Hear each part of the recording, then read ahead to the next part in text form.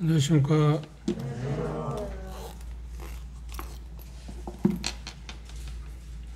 한 해 동안 형제자매님과 더불어서 하나님 말씀을 서로 나눌 수 있는 그런 기회를 주신 하나님께 감사하고, 또 여러분들의 기도로 여기까지 오게 된 것에 있어 이 시간에 특별히 감사드립니다. 오늘은 고린도전서 4장 1절에서 5절에 있는 말씀을 통해서 생각해 보겠습니다.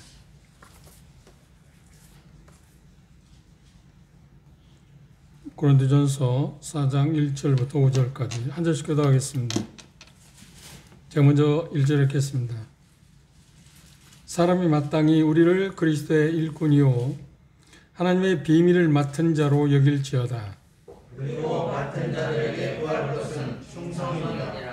너희에게나 다른 사람에게나 판단받는 것이 내게는 매우 작은 일이라. 나도 나를 판단치 아니하나니 내가 자책할 아무것도 깨닫지 못하나 이로 말미암아 의롭다함을 얻지 못하노라. 다만 나를 심판하시는 주시니라. 5절 함께. 그러므로 때가 이르기 전 곧 주께서 오시기까지 아무것도 판단치 말라. 그가 어두움에 감춘 것들을 드러내시고 마음의 뜻을 나타내시리니 그때에 각 사람에게 하나님께로부터 심판이 있으리라. 오늘 이 본문 말씀에 참된 하나님의 일꾼이 누구인가? 하나님의 사역자들, 그들이 갖게 되는 참된 모습, 그러니까 다른 말로 하면 사역자상이라고, 성경에서 말하는 사역자상.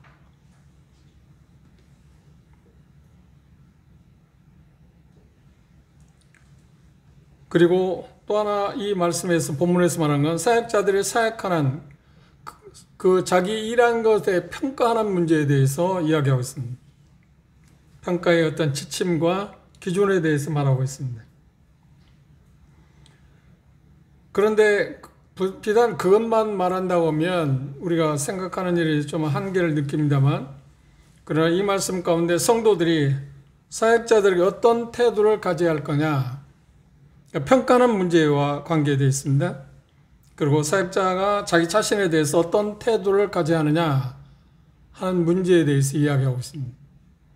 이 말씀은 전체적인 고린도 교회에서 이야기하고 있는 부분에서 보면 대단히 중요한 문제입니다. 그리고 오늘날 우리에게 있어 대단히 중요한 문제 가운데 하나입니다.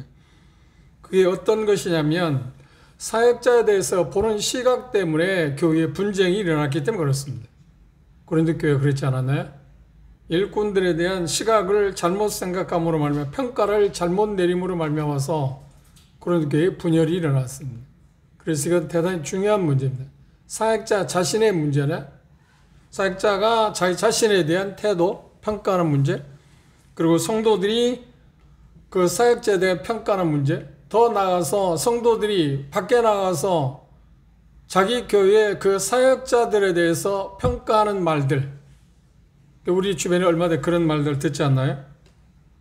그러한 것들에 대해서 잘못 생각함으로 말미암아서 많은 문제가 일어나고 있다고 하는 이야기를 이 말씀에서 바울사들은 지적하고 있습니다. 그러니까 이 말씀에서 가장 중요한 것은 하나님의 사역자들을 하나님이 보는 시각에서만 봐야 한다. 그런데 이 세대는 하나님이 보는 시각 말고 이 세상의 가치에 따라서 그렇게 평가하고 본인도 생각하고 성도도 생각하고 그런 문제로 인해서 교인은 분열이 올 수 있었다고 하는 것, 고린도 교회는 그게 원인 가운데 하나입니다. 사역자들에 대한 잘못된 평가. 그런데 그것은 은연중에 사역자들이 자기 자신에 대해서 잘못 생각한 데서 온 이유이기도 합니다.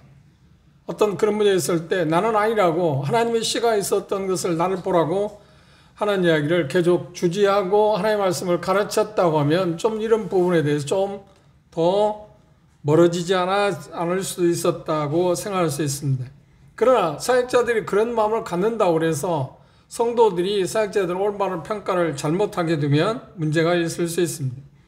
오늘 우리 주변에서 모든 교계를 통칭하는 것입니다. 교계에서 보면 그 사역자들 일꾼에 대한 평가를 뭘로 결정하는 거야? 평가하는 거야? 인기도, 어떤 개성, 심지어 나가서는 학위. 그래서 우리가 그런 이야기를 듣습니다. 뭐 500만 원짜리 박사학위, 더 나아서는 뭐 1000만 원짜리 박사학위. 그 1000만 원 주고 500만 원 주고 박사학위를 받아서 뭐 할 겁니까? 공부하지도 않고.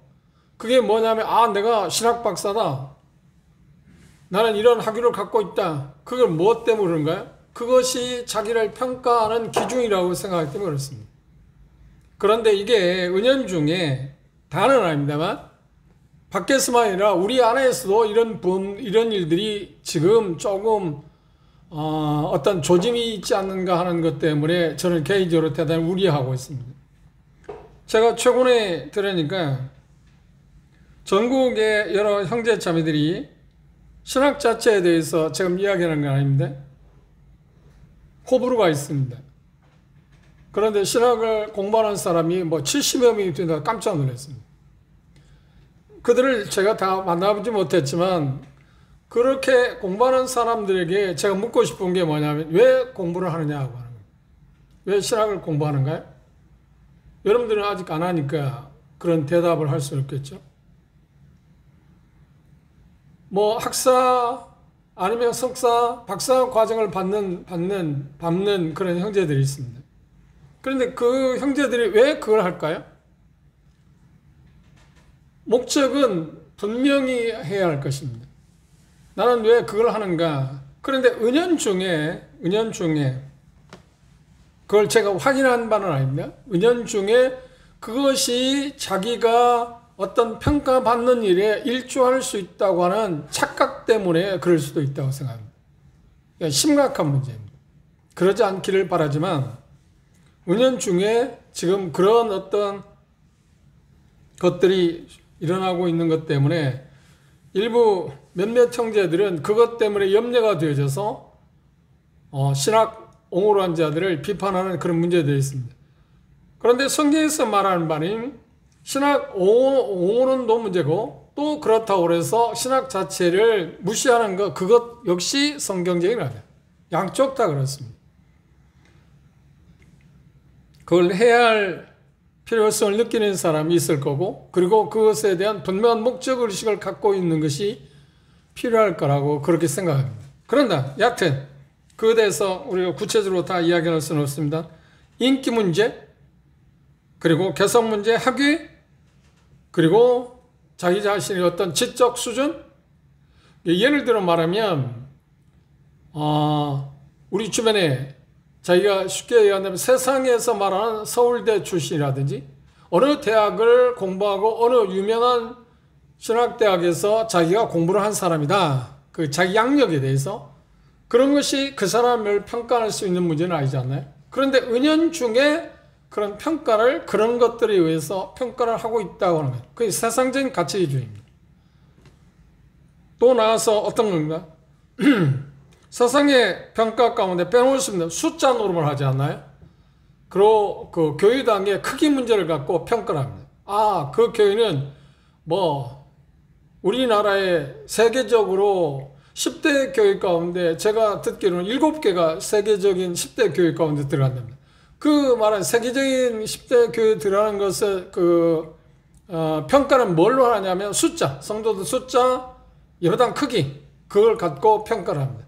그런데 그것은 세상적인 기준이지 하나님의 기준은 절대 아닙니다. 그런데 우리들 은연중에 숫자 노름을 하고 있지 않나요? 왜 그것이 그 사역자의 능력에 대해서 그 사역자가 하나님 앞에 평가받아야 할 일이라고 생각하십니까? 그런데 바울 사도는 이 본문에서 그 모든 문제를 통틀어서 우리에게 중요한 문제를 이야기하고 있습니다. 사역자가 자기 자신을 평가하는데 참 조심해야 한다. 그리고 다른 사람들도 사역자들에 대해서 평가하는 일에 대해 정말 조심해야 한다. 자기 자신에 대해서도 그리고 다른 사람에 대해서 특히 믿지 않는 사람들에 대해서 불신자들에게 나가서 우리 교회 인도자는 일꾼은 이런 사람이라고 세상의 기준을 갖고 이야기하는 것은 대단히 위험한 일입니다. 왜 그런가? 이 본문이 그것들에 대해서 지금 이야기하고 있습니다. 핵심은 본문에서 말하는 핵심은 서로 다른 사역자들에 대해서 잘못 평가해서 벌어지는 그 분쟁에 관한 것입니다. 지금 이 본문도 언뜻 보기에는 그 분쟁과 고린도교의 분쟁과 무관한 것처럼 보이지만 지금 연결되어 있습니다. 1장에서 그들은 최소한도 내 불의로 고린도교회는 분쟁 때문에 나누어져 있지 않나요? 그 이유가 뭔가요? 사람에 대한 평가 때문에 그렇습니다. 하나님께서는 그들에 대한 평가를 하나님께서 그렇게 하실 일도 없고 그렇게 평가해서 그쪽에 줄을 서라고 한 일도 없지 않나요? 그런데 우리는 세상적인 가치 기준에 따라서 그렇게 평가합니다. 그 사람의 은사의 어떤 특이성, 그리고 그가 하나님 앞에 하는 일에 대한 어떤 양에 대한 문제, 얼마나 효과적으로 사역하고 있는가, 그리고 아니면 여러 가지 것들에 대해서 종합적으로 그 한마디로 우리가 표현한다면 인기 문제, 그렇죠? 인지도 문제. 물론 이 부분에서 완전히 부정할 수는 없습니다. 주님께서 주님 말씀 안에서 성실하게 은사에 따라서 성실하게 합당하게 일하는 사람들에 대해서 우리는 그들에 대해서 존경하고 또 본받아야 할 문제에 대해 성경은 분명히 말하고 있기 때문에 그렇습니다. 첫째, 이 말씀에서 메시지를 전하는 하나님의 일꾼들은 다른 사람들이나 자기 자신에 의해서 측정해서는 안 된다고 그랬습니다. 그게 우리에게 중요한 문제고요. 또 하나는 두 번째 그 본문에서는 자신의 메시지나 삶에 대해서 성경과 충실하게 일하고 있다면, 하나님의 말씀에 따라 충실하게 일하고 있다면 똑같이 동일하다, 동등하다. 2류의 사역자가 없다는 말입니다. 3류의 사역자는 더군다나 없고요. 그런데 우리의 기준에서 1류, 2류, 3류를 구분하지 않나요? 인지도 문제 그런 것 같고도 대단히 위험한 이야기입니다. 왜냐하면 그것 때문에 분쟁이 시작되기 때문에 그렇습니다. 바른 교훈, 그리고 거룩한 삶이 따른다고 하면 그런 하나님 일꾼들에 대해서 성경 뭐라고 하냐면 존경하라고 이야기하고 있습니다.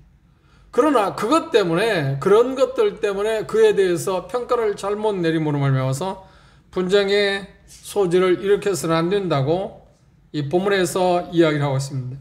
그러면 첫째로 이 본문에서 바울 사도는 참된 사역자의, 참된 일꾼의 특성에 대해서 이야기하고 있습니다. 첫째, 사역자는 도대체 누구인가? 사역자의 정체성에 대해서 이야기하고 있습니다. 저는 통칭해서 사역자라고 이야기했습니다. 세상에서는 일반적으로 목사라고 그렇게 말하겠죠. 그렇죠? 그들에 대해서 이야기도. 그런데 여기 바울 사도는 그런 표현을 많고 사역자라고 하는 표현을 했어요. 일꾼들, 종들, 일반적으로 그렇게 말했어요. 그들의 정체성에 대해서 1절에 표현하기를 뭐라고 했냐면 1절 주목해요. 사람이 마땅히 우리라고 표현했을 때 여기 우리라고 하는 말은 3장 후반에서 이야기한 것처럼 아볼로나 베드로 자기 자신을 지금 포함해서 이야기하고 있어요. 사역자들, 인기, 고린도 교회에 지대한 영향을 끼쳤던 사람들에 대해서 그렇게 지칭해서 바울 사도 자기 자신도 지금 거기에 포함시켰어야 합니다. 우리를 그리스도의 일꾼이요 하나님의 비밀을 맡은 자로 여길지어다. 그러니까 사역자 상에 대해서 지금 이야기하고 있는 이유는 뭐냐면 사역자들이 자기 자신에 대해서 이 정체성을 확실히 한다면 그 바른 평가를 할 것이고, 형제 자매들도 성도들도 일꾼에 대한 분명한 정체성을 성경에서 말하는 것을 정확히 한다면 바른 평가를 할 거다. 잘못된 평가를 하지 않을 거다. 그것 때문에 분쟁의 소지가 일어나지 않을 거라고 하는 것 때문에 바울은 첫 번째 일꾼들의 사역자가 누구인가 정체성에 대해서 확실하게 우리에게 말해주고 있습니다. 3장 21절, 22절 주목해 보십시오. 3장 22절에 보면 우리라고 하는 것을 이야기했어요. 22절. 바울이나 아볼로나 게바나 세계나 생명이나 사망이나 지금 것이나 장래 것이나 다 너희의 것이요. 우리. 여기서 우리 세 사람을 말하면서 확대 해석하고 있습니다. 그러면 그걸 확대하면 꼭 이 세 사람만 확대 해석할까요? 아니요. 지금 그 이후에 계속해서 교회를 섬기는 일꾼들이 거기에 다 해당합니다. 그들을 사역자라고 그렇게 이야기합니다. 세상의 사역자들 어떻게 대해야 하는가? 그리고 교회가 세상 앞에서 하나님의 사역자들을 자기 교회의 사역자들에서 어떻게 말할 수 있어야 하는가?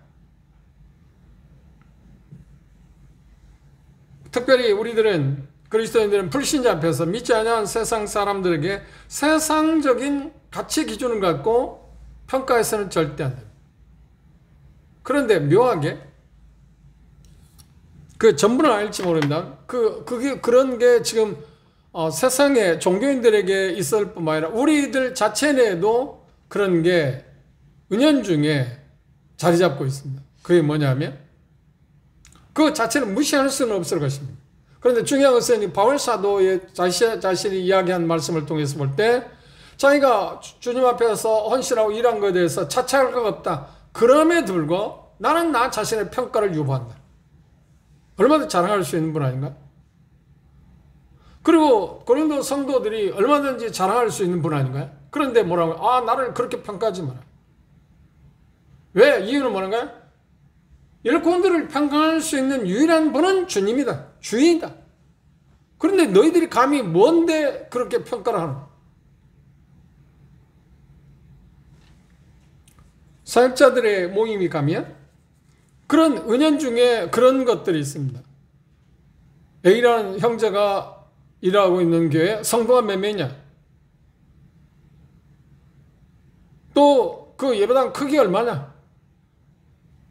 그런 것이 은연중에 그 본인들은 그렇게 생각하지 않을지 모르지만 그런 것들을 은연중합니다. 그리고 모여서 이야기하다 보면 어떤 대화를 하다 보면 그런 사람들이 그런 우리들 이야기냐 그런 형제들이 오히려 더 많은 부분에서 어떤 힘있는 이야기를 한다고 말합니다. 그게 왜 그럴까요? 자기는 쉬운 말로 하면 이렇게 내가 사역에서 성공하고 있다. 성공했다고 과거로 말할 수는 없지만 지금 그렇게 잘하고 있다고 하는 것을 은연중에 과시하고 있습니다. 그 참 유용한 말씀입니다.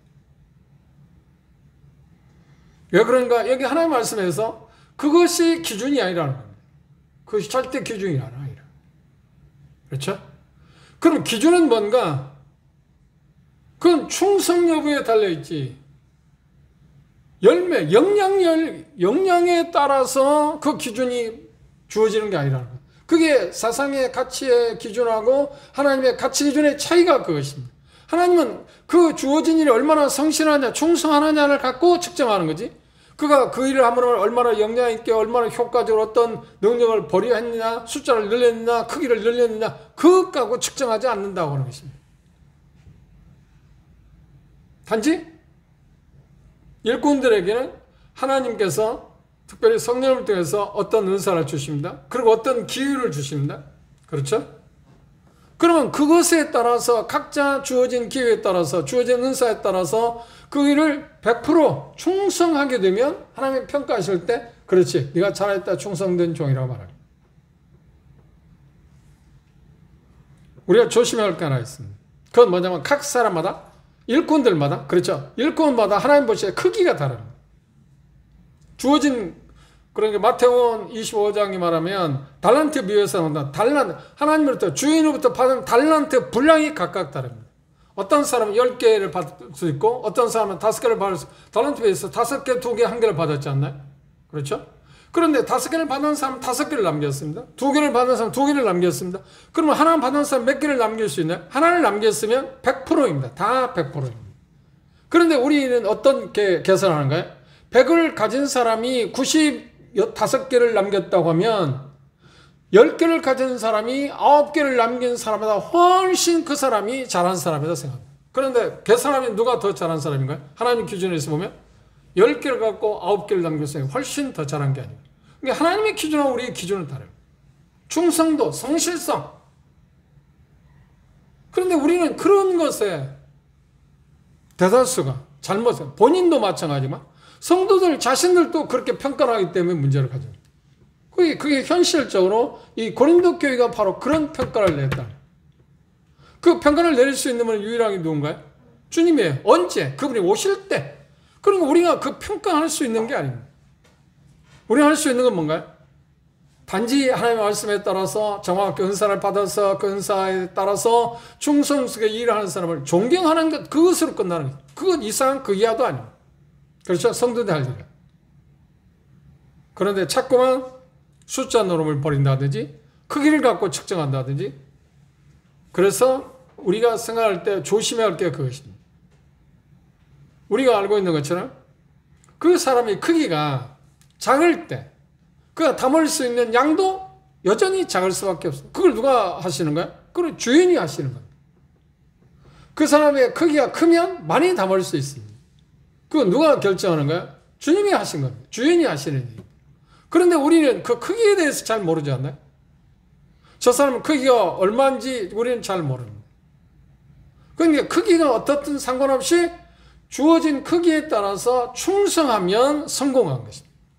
그러니까 성공에 일꾼들이 성공의 척도 아니 모든 성도들이 자기 준 삶에 대해서 하나님으로부터 평가를 받게 될 텐데 그 평가 기준이 뭐냐면 내게 주어진 삶에 대해서 충성했느냐고 하는 여부입니다.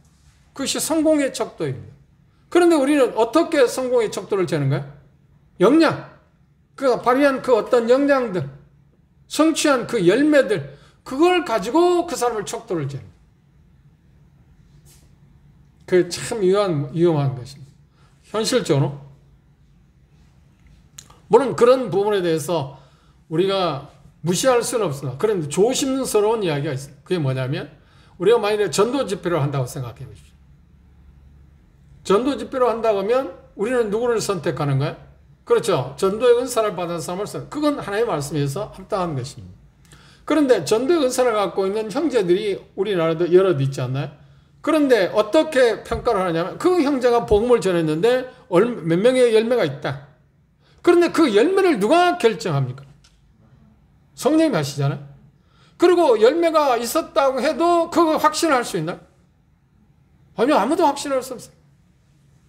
단지 그 집회에서 A라는 교회 가서 복음을 전했는데 믿음을 고백한 사람이 10명이 있었다고 생각해요. 그건 대단한 것입니다.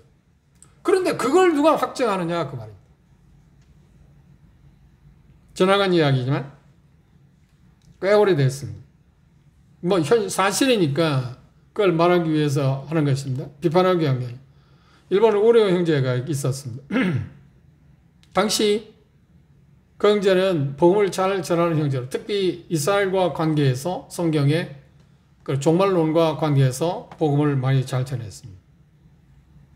근데 제가 기억하고 있는 것은 MBC 문화방송이 그 정동에 있었습니다. CCC 회관 바로 위에 있었을 때입니다. 오래전입니다. 정확히 알지 못해요. 제가 기억할 수 있어요. 왜 제가 잘 아냐면 저희 어머니께서 그 서울 응암동에 계실 때입니다. 그래서 복음을 듣도록 하기 위해서 제가 서울에 가서 저희 어머니 모시고 그곳에 4일인가 전도 집회하는데 모시고 다녔습니다. 복음을 듣고 났는데 중요한 것은 뭐냐면 그분이 그 자기 자국 일본으로 돌아가서 그 위에 그 일본 형제들이 와서 한 말인데 그래서 그 문제가 드러났습니다. 한국에 자기가 그 집회에 가서 막 수많은 사람들이 주님께 돌아왔다. 일본에서 다니는 곳마다 그렇게 이야기한 말입니다. 그 수술들은 일본의 몇몇 형제들이 한국에 봄에 가을이었는데 봄에 왔습니다. 그래서 봄에 와서 그렇게 물었습니다. 여러 지역길을 다니면서 그 형제님이 한국에 와서 가을에 전도표를 했는데 많은 사람이 주님께 돌아왔다는데 그 사람들이 어디에 있습니까? 그럼 혹시 이 교회도 제가 교회 이름을 대지 않습니다. 그 교회에는 성도들이 많고 그때 많은 구도에 참석한 교회입니다. 그런데 이 교회 그 구도자들 가운데 구원받은 사람이 그럼 다시 말하면 믿음을 고백하고 침례받은 사람 몇 사람이 됩니까? 그러니까 그 말을 들을 때 그 지역교회에서 장로 형제들이 생각할 때 우리 교회는 한 사람도 없습니다. 우리 교회는 한 사람도 없습니다. 그런데 또 다른 곳에 가서 동일한 질문을 했는데 거의 비슷한 이야기 나왔습니다. 그러면 본인이 왜 그런 이야기를 했을까요? 지금 이야기한 것처럼 자기 자신에 대해 잘못된 평가를 했어요. 그게 평가 기준이 아니잖아요. 그건 하나님이 하시는 일이지 내가 복음을 잘 전했기 때문에 우리는 복음을 물론 효과적으로 전해야 하는 것이 일꾼들의 책임입니다. 전도의 책임이 아닌가? 아무리 전해도 성령이 역사하시는 건 아니니까. 그렇죠? 그러나 아무리 잘 전했다 할지라도 열매가 있냐 없냐는 것은 누구에게 달려있나요? 그 전도자가 달려있나요? 그 영향인가? 아니요. 아닙니다. 우리 사도행전을 공부했잖아. 아덴에 갔을 때 바울 사도는 복음을 전했습니다. 그런데 복음을 전해서 열매가 몇으로 나와 있나요? 3사람 정도 열거되어 있습니다. 그래서 많은 사람들을 이야기할 때 지금 평가를 어떻게 하냐면 열매가 그렇게 없었기 때문에 복음이 잘못 전해졌다는 거예요. 왜냐하면 그 내용을 보시면 우리는 이미 공부했으니까 내용을 보시면 하나님이 천재 창조주시다는 것을 주목하고 알지 못하는 신에 대해서 말한다고 하면서 창조주 하나님에 대해서 설명을 했어요. 그래서 효과적인 복음을 잘못 전했다. 천만에. 그런데 놀라운 것은 몇 사람 되지 않지만 그 교회는 아덴에서 그 교회는 그 어떤 지역보다도 그 후에 왕성한 교회로 자랐다오는 것이 교회사에 나타나는 현실입니다. 우리는 참 이상합니다. 그게 처음부터 교회가 시작되면서 계속 있었고 지금 현재까지도 계속 그게 일어나고 있습니다. 은연중에 그게 우리 마음을 잘 잡고 있잖아요. 어떤 형제는 복음을 잘 전한다. 그 형제가 복음을 전하면 많은 사람이 구원받는다고요? 믿음을 고백한다고 하는 말까지는 괜찮을까? 그 좋을 겁니다.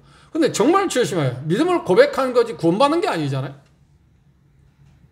구원받았다고 우리가 말하기 위해서는 각 지역교회마다 상담도 하고 침례를 받았을 때 우리는 교회로 성제의 자매를 인정하기 때문에 그때 구원받았다고 우리는 말했어요.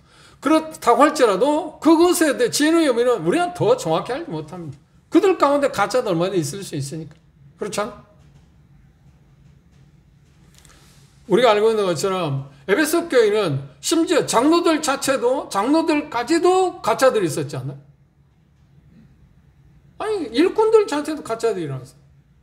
그런데 그걸 어떻게 우리가 계산합니까?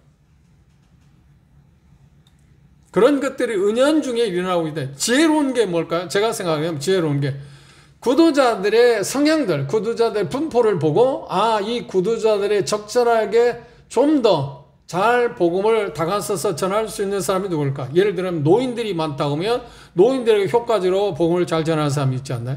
대상이 말입니다. 젊은이들이 있다. 지성인들이다 하면 구도자들이 그러면 지성인들에게 복음을 효과적으로 전할 수 있는 사람이 누굴까? 그들을 초청하는 게 지혜지 않나요? 그런다 할지라도 어떻게 초청한다 할지라도 결과에 대해서 우리는 말해서는 안 돼요. 그런데 재미있는 것은 뭐냐면 자기 본인들이 돌아다니면서 얘기하는 거야. 내가 어느 지역에서 복음을 전했는데 구원받은 사람이 몇 사람 있었다. 그러면 어떤 문제가 생기는가요? 성도들에게도 잘못된 오판의 소지를 가져다주고 본인 자체도 마찬가지입니다. 그렇죠? 이것들이 이 본문에서 이야기하는 거 말씀에 비춰보면 지금 우리는 심각하게 문제를 갖고 있습니다.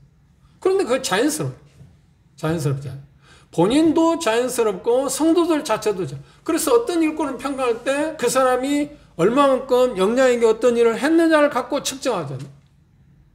그건 누가 측정한다고? 측정할 수 있는 분은 판단할 수 있는 분이 누구라고요? 오직 주님이다. 언제? 그분이 오실 때. 단지 우리가 할 수 있는 것은 뭐예요? 각자 충성하는 밖에 없어요.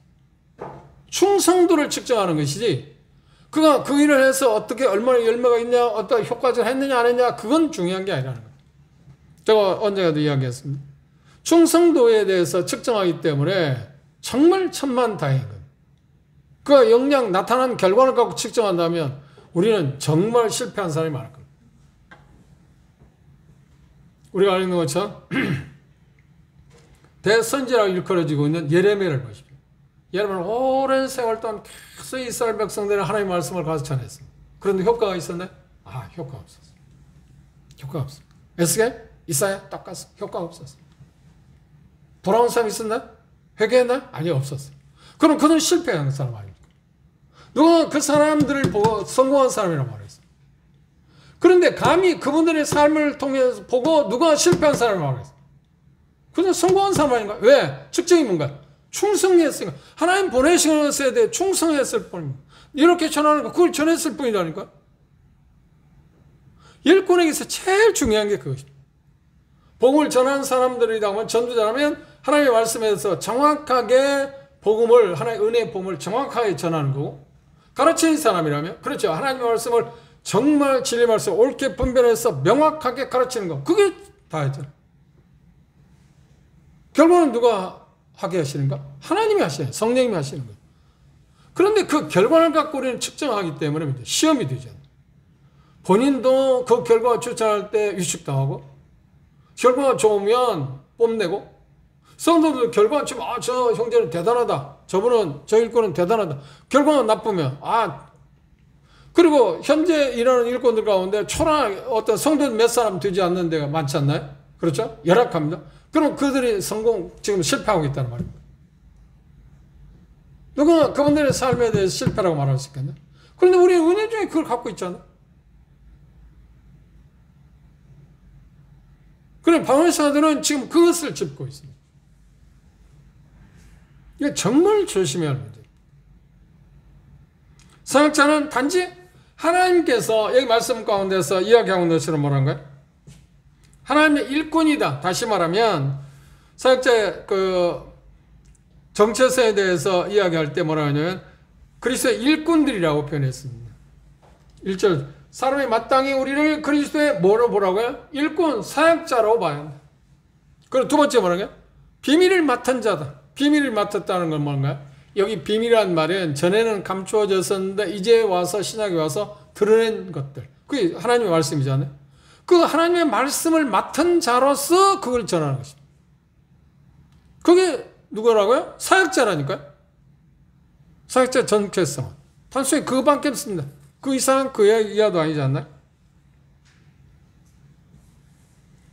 그리고 주님께서 그 기회를 주시는 것도 주님이시고 주인이시고 그렇죠. 그리고 그걸 감당할 수 있도록 능력을 주시는 분도 그분 아닌가? 우리가 뭔가 만들어내는 게 아니잖아요. 우리에서 나온 게 아니라는 말입니다. 그런데 마치 자기에게서 나온 것처럼 참 완이 벙벙해. 완이 벙벙해. 그게 오래된 이야기입니다만 제가 직접 들은 이야기니까 이해해. 무슨 말은 이해해. 자기하고 3분 동안만 이야기하면 구원받는다? 예수님 같은 분도 수없이 수많은 사람들에게 삶을 통해서 이적을 통해서 보여줬는데 그들 돌아올까 말까 하는 사람들, 돌아온 사람이 소수였는데 자기가 성령님보다 더 강하다는 말입니다. 자기가 하나님이라 된다는 말입니다. 3분만 이야기해도 구원받는다? 무슨 말인지 의미를 알아요. 그런데 얼마나 마음이 교만하면 그런 말 할 수 있을까? 그 말은 그가 어리니까, 초기 때니까, 어리니까 마치 자기가 복음을 상담하게 되면 믿음을 고백하는 사람도 있다 보니까 누구든지 자기가 상담하게 되면 믿음을 고백할 것 같다는 그 착각 때문에 그런 생각을 한 것입니다. 충분히 이해해. 어리니까. 소시적 이야기니까. 그렇죠? 그런데 그게 얼마나 위험한 발상입니까?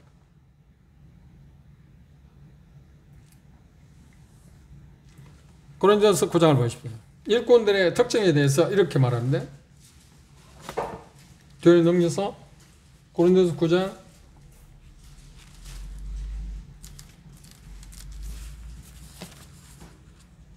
16절 한번 보십시오.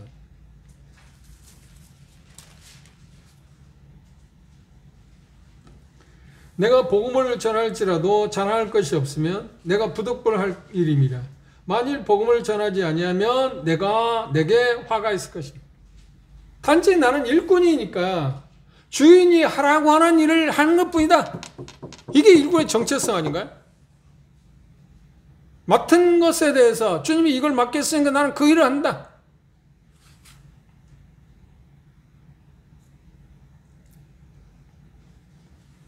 사역자의 정체성에서 두 번째로 말하는 비밀, 하나님의 비밀을 맡은 자라서 하나님의 비밀을 맡았다고 할 때 청직이라고 하는 말입니다.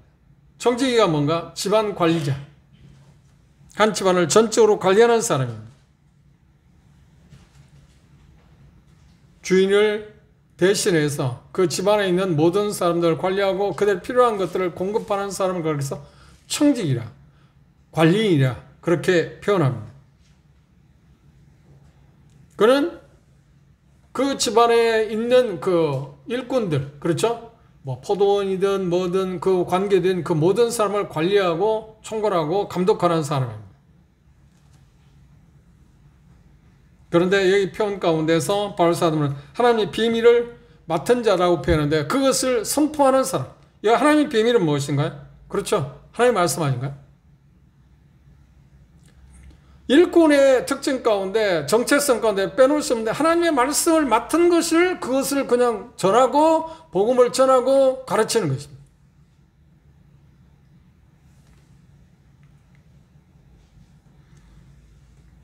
마태복음 28장 20절에 그래서 너희는 가서 모든 족속으로 제사를 삼고 아버지와 아들과 성령님으로 세례를 주고 그리고 뭐라고 했냐 모든 것을 가르쳐 지켜 모든 것. 그래 바울 사도는 사도행전 20장 한번 참조해 봅시다. 사도행전 20장에 보면 20절 21절 보십시오. 유대인과 헬라인들에게 하나님께 대한 회개와 우리 주 예수 그리스도에 대한 믿음을 증거한 것이라. 보라 이제 나는 심령의 매임을 받아 예루살렘을 가는데 저기서 무슨 일을 만날지 알지 못한다 그랬습니다. 여기 보면 27절 보십시오. 사도행전 20장 27절에 보시면 바울의 고백입니다. 27절 이는 내가 꺼리지 않고 하나님의 뜻을 뭐라고요? 다 너에게 전했다. 모두 다 전했다. 빠짐없이 유익한 건 다 말했다. 사적으로 공적으로 그걸 했다고 그랬어요. 에베소에서 말이에요.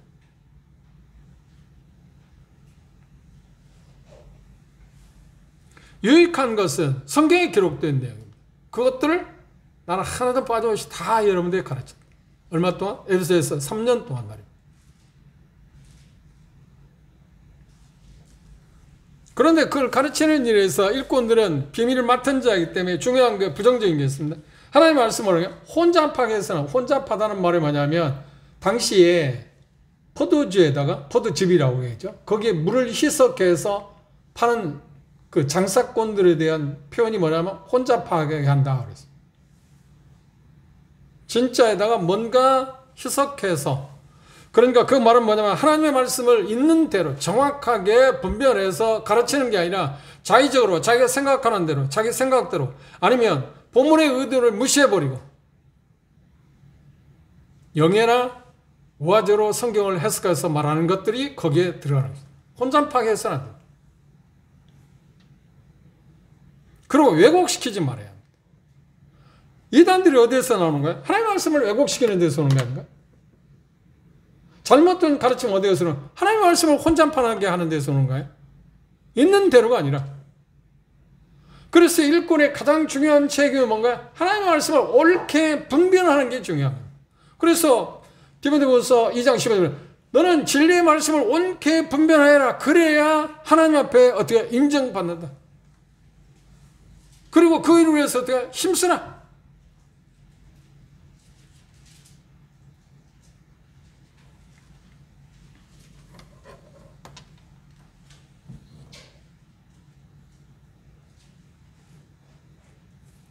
하나님의 사역자들이 맡은 일들에 대해서 디모데후서에서 이렇게 표현했습니다.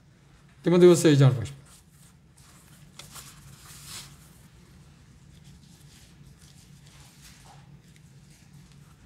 디모데후서 2장 15절입니다. 네가 진리의 말씀을 옳게 분별하며 부끄러울 것이 없는 일꾼으로 인정된 자로 자신을 하나님 앞에 드리기를 힘쓰라. 이 말은 무슨 말인가요? 쉬운 말로 하면 말씀을 연구하지 않는 사역자는 말씀을 제대로 가르칠 수 없다는 말입니다. 그것 때문에 우리는 공부를 해야 합니다. 성경을 공부하는 것입니다. 일꾼이 책임이 그거 아닌가? 사도행전 6장에 분쟁이 일어났을 때 그 문제를 7 집사에게 맡기고 사도들이 한 일은 뭔가요? 우리는 기도하는 거하고 말씀 전하는 일을 전무하겠다. 그 말은 바꿔 말하면 쉬운 말로 말하면 그 일의 전문가가 되겠다. 복음 전도자는 복음에 대해서 하나님의 은혜의 복음에 대해서 전문가가 되어야 하고 가르치는 사람은 하나님의 말씀에 대해서 전문가가 되어야 하잖아요. 그게 되지 않은데 어떻게 가르치겠나?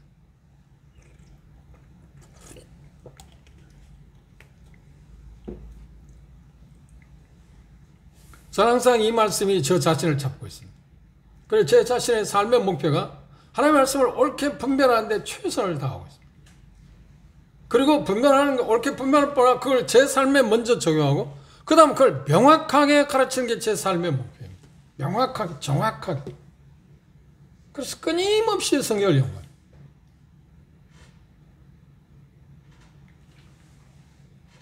왜요? 그게 하나님께 제게 주어진 일이니까. 그게 충성 아닌가요? 그렇죠? 제게 주어진 은사가 그거니까 제가 거기에 충성할 수 있는 거 그렇게 해야 돼요. 힘쓰는 건 아닙니다. 그게 자연스럽게 되는 게 아닙니다. 자연스럽게 되는 게 아닙니다. 그게 각자가 다르잖아요. 그럼 여러분들은 하나님 주신 은사가 무엇인가요? 그 은사에 대해서 계속해서 그 은사를 개발하고 계속 발전시키도록 계속 노력하는 게 필요한 거죠. 은사는 다양하니까. 예를 들어서 여러분들이 가르치는 은사가 있는데 하나님의 말씀에 대해서 그렇죠.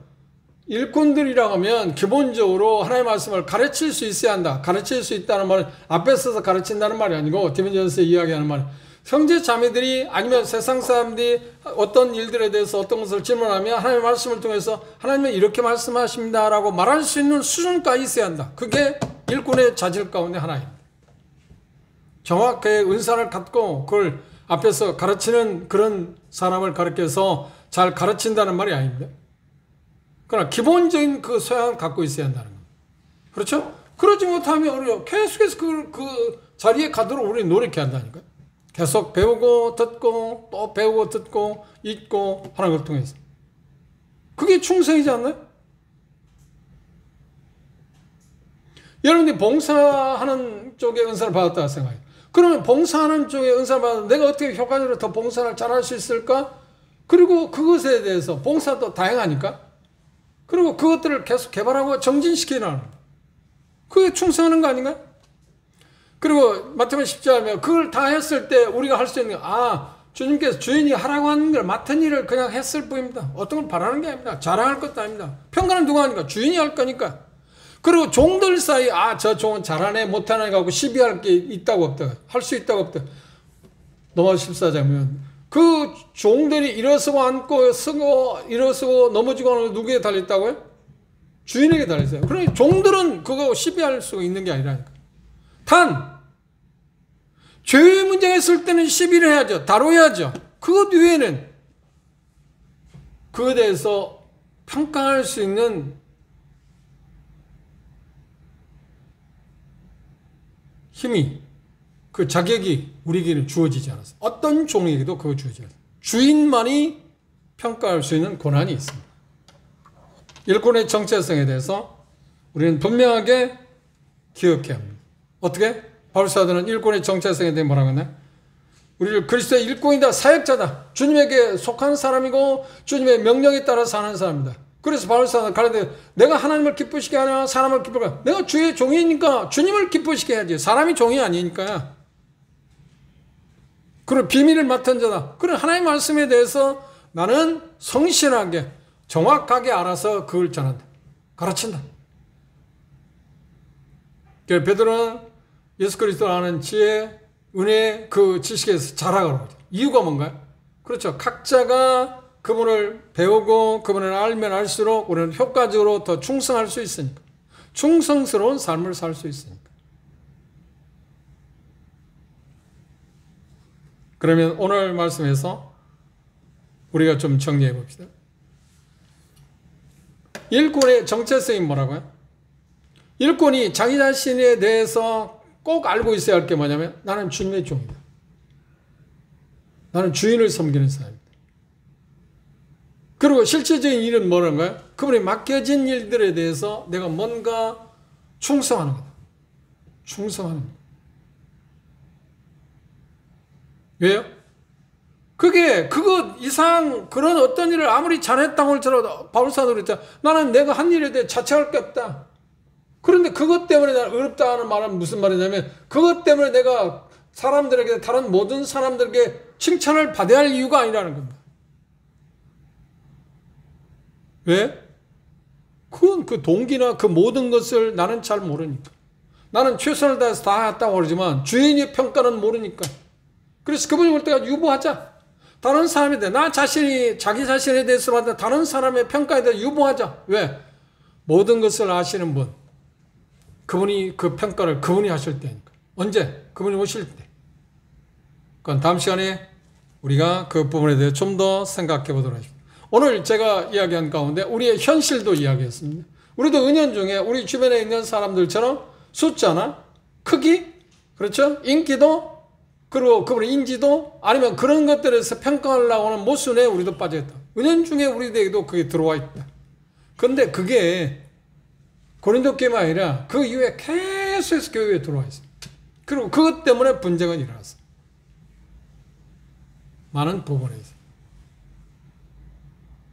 그러니까 어떤 면에서 본다고 하면 교회가 분쟁으로 나눠지는 것은 대개 보면 제 표현이 그렇습니다. 성도들, 형제 자매들끼리 문제가 있어서 그런 거야? 아니야.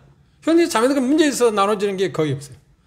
여러분들 아는 것처럼 우리 한국 모임에서도 형제 자매들끼리 문제 있어서 헤어졌나? 나눠졌나? 아니요. 일꾼들의 문제 때문에 나눠졌잖아. 그들의 평가, 일꾼들이 자기 자신에 대한 평가를 잘못 내린 것도 있을 거고, 그리고 형제 자매들이 그들을 보는 평가를 잘못 생각했기 때문에 그런 문제가 발생하는데, 그런데 다른 게 하나도 없잖아요. 현실이에요. 그게 현실이에요. 우리도 은연중에 그걸 닮아가고 있다니까. 그게 다른 말 하면 그게 세속적인 것이 우리에게도 들어와 있다고 하는 거예요. 그럼 우리는 철저히 배격해. 누구부터? 일꾼 자신부터. 나를 그렇게 평가하지 마라. 그런 조직인 바람에 싹이 날 때 전례해. 분명.